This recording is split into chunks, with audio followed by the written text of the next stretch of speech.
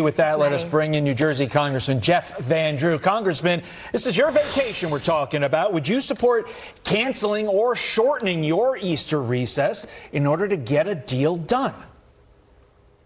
Yes, I would. Let me be clear. I didn't want to go. I mean, this is wrong. The American public is tired of it. The people who work for DHS are tired of it.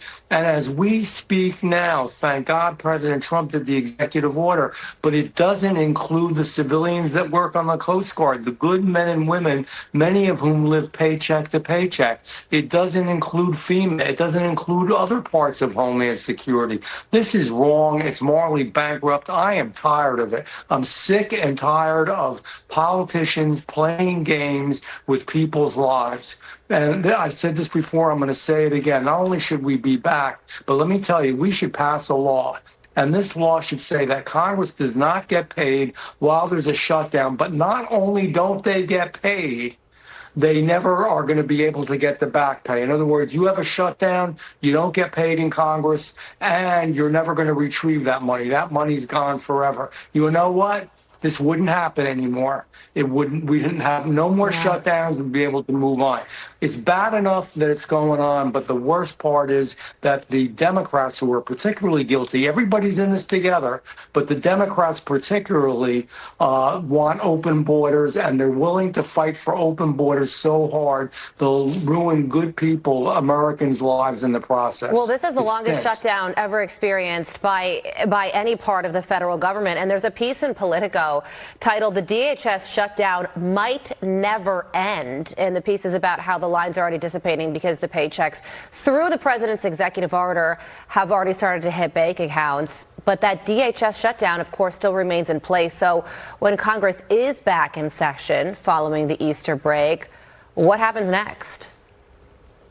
Well, look, again, you know, I know my legislation's not going to pass, but damn it, I'm telling you, if Congress didn't get paid and never were able to retrieve that pay, this wouldn't happen. But secondly, when we get back, we can look at reconciliation, see if we can do it through there. But let's just put everybody in a room, lock the door, and work this out. So, you know, our bad, on my opinion, on the Republican side, we shouldn't have gone home. They're bad that they keep using people as chess pieces, moving them around, not caring about their lives, and causing all this havoc just to keep open borders and keep criminals in the United States of America.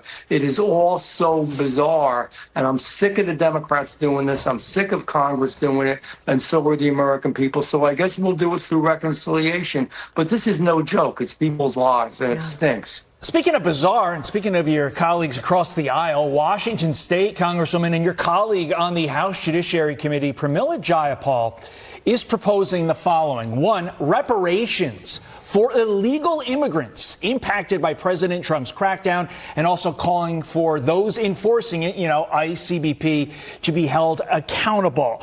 So I want to be clear here, Congressman. Jayapal wants to reward the people for the consequences that they brought upon themselves by being here illegally, while those who suffer consequences through no fault of their own, of course, I'm looking at that poor young lady, Sheridan Gorman, their needs are ignored. Is that what I'm hearing, Congressman? It is what you're hearing. It's bizarre. It's weird. It's perverse. I don't have enough words in the English language to describe it. It's so very, very wrong. It's rewarding those individuals who are doing the wrong thing. In the best case, they're doing the wrong thing. In the worst case, they're criminals. They're rapists. They're murderers. They're felons. They should be detained and deported. The criminal element, those that have been indicted or convicted in their country of origin or in the United States of America, should be removed. They shouldn't even be in our prisons, because you know what? There is an affordability issue. And when we imprison these folks, it costs us 30, 50, 70, sometimes 100,000 per prisoner. No, when they're here illegally, they've got to go back to the country of origin. No, you know who deserves reparations? the individual victims, the men and women and brothers and sisters, the children that have lost their lives, those that have been permanently injured for the rest of their life. For God's sake, everything's upside down right now, and it's got to stop. We got to turn to basic good American values. This is sick and it's bizarre. Yeah, and the people who are committing these crimes typically already have criminal records after coming into our country illegally. New Jersey Congresswoman Jeff Van Drew, we thank you for your time and your expertise. Thanks for joining us this morning. Have a great day. Thanks, Congressman.